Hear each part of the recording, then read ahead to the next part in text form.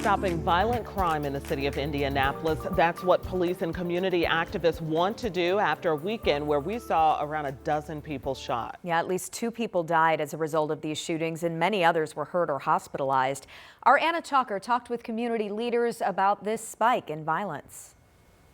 I've talked with both community activists and IMPD about this weekend's violence, and while all of these shooting investigations are different, what they can agree on is that there is a need for conflict resolution here in the city. I've never seen anything like this. Reverend Charles Harrison says this is one of the longest strings of violence he's seen in years. People used to be able to settle their conflicts without it leading to gun violence. According to IMPD, 2 men were killed, several more injured in shootings across the city this weekend. It's unfortunate, it's disappointing, when it all boils down to it. It all started when a 15-year-old walked into Riley Hospital for Children with critical injuries Saturday night. Just a few hours later, 23-year-old Cornelius Gray was shot and killed outside of a McDonald's on East 38th Street. But the violence spilled into Sunday morning. At 2:35, police say a fight inside this bar led to 43-year-old Theodore Helpling III being shot and killed.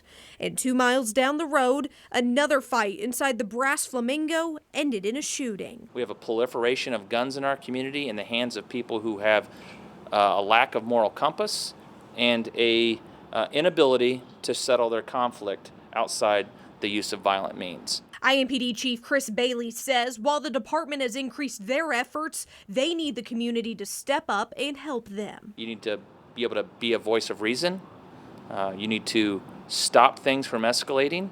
You need to control yourself. While Harrison agrees, he says there also needs to be more accountability throughout the city. And accountability is a deterrent for other people who might think about using violence if they know the consequences are going to be severe. In Indianapolis, Anna Chalker, 13 News. Now, police do tell us they have leads in many of these investigations, but they still encourage you to reach out to them if you have any information that can help. A former Avon teacher is out of jail tonight on $40,000 bond after making his first appearance in court. Kayvon MTS is facing 14 charges, accused of vicarious sexual gratification with one of the victims being under 14, as well as child solicitation and possession of child porn. He pleaded not guilty to the charges this morning. MTS is accused of committing these crimes against children at Avon Middle School North in 2022. Before that, he worked for White Oak Elementary and Avon Intermediate School West. He is expected back in court next month with his trial set for February. It is 5:02 and let's give you a live look at radar tonight. We are seeing some rain across central Indiana. And you see that green on live Doppler 13 radar right now? Well, that is what Angela is tracking. She says it could make a big impact on your evening plans. Yeah, she's in the Weather Center tonight. So what can we expect, Angela? We can expect the rain to stick around for the next few hours, Jenny and Felicia. So we'll get straight to live Doppler 13 radar and give you a couple of local views. If you focus on the areas of darker green and yellow, they're not very widespread, but this is where we've got some pockets of steadier rain. You can see these across the northern half of Morgan County into the Martinsville area, also off to the east into Columbus and approaching Greensburg. Let's travel north. We're tracking some rain, most of it pretty light from Tipton south along 31 into Noblesville and then over toward Anderson and Alexandria. Muncie, a few sprinkles headed your way as well. We will stick with the off and on rain showers this evening, and it's rain, not snow. We're relatively mild in the upper 50s, close to 60. 59 in Noblesville, 57 Greensburg, 59 Country Club of Indianapolis, and we have 57 degrees Bunker Hill. It will stay mild this evening with some off and on rain showers if you're coming downtown. The Pacers at home at the Fieldhouse. That's a 7 o'clock tip. Rush hour forecast for tomorrow. We clear it out, but it's going to be colder. Morning temperatures in the 30s. All right, Angela, thanks so much. Well, we are already looking ahead to Downtown Indy Inc.'s Circle of Lights presented by IBEW. 481. This is the 62nd year for this popular holiday tradition. Yes, and right now you are taking a live look at the Soldiers and Sailors Monument where the lights are up and we are ready for one lucky child to flip the switch and light everything up on Monument Circle. Tens of thousands of people will be coming downtown Friday night for the time-honored holiday tradition. Oh, it's going to be so much fun, but it is not the only big event happening in Indianapolis that night. Our Marion County reporter Lauren Kostick is live for us tonight on Monument Circle with what we need to know. Hey Lauren, it's supposed to be pretty busy. Oh, it's going to be very busy, Jenny and Felicia, because once again, like you said, we're planning for 3 big events here in downtown on Friday night. It's the same thing that happened to us last year. So, of course, we have the Circle of Lights here on Monument Circle. We're also going to have a Pacers home game over at Gamebridge, and then the high school football championship games at Lucas Oil Stadium. So that is why organizers are once again stressing for everyone to plan ahead. Now, just earlier today, they laid out their game plan for this jam-packed weekend. We are told IMPD and IFD, they are planning to have extra officers and fire marshals on hand to monitor crowds and keep traffic moving. And their best advice, come early and stay late. Officers will be actively assisting with traffic flow to help everyone reach their destination safely and efficiently. Please exercise caution and watch for officers directing traffic at intersections. Be mindful of road and interstate closures and plan your route in advance. Once again, be patient if you're coming downtown.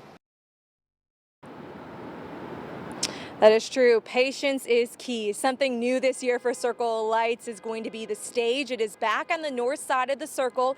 So that means you'll need to enter the event from the south spoke of Meridian or on either side of Market Street.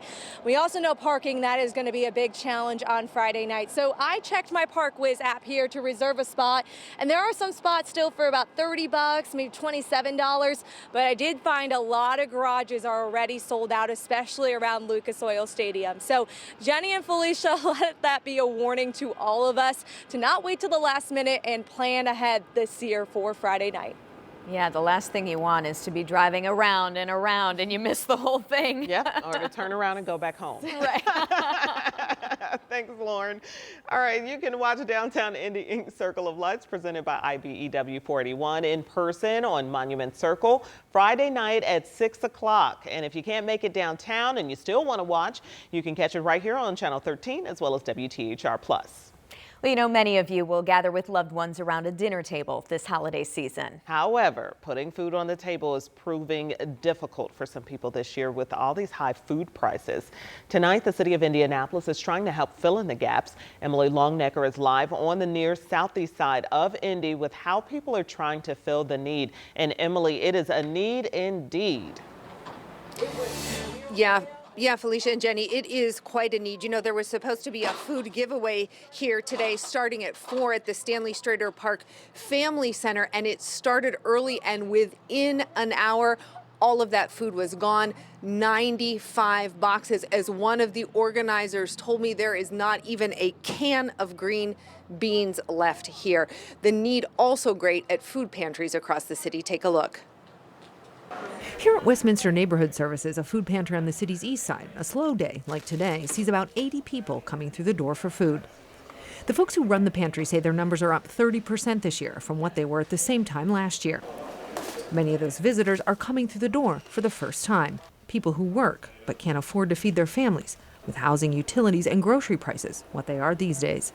One of the #1 needs over here right now is affordable housing. And so if it's a matter of someone choosing between paying their rent or getting groceries, we want them to pay their rent. We want to be able to fill those gaps where, people just aren't making ends meet. Yeah, you're welcome.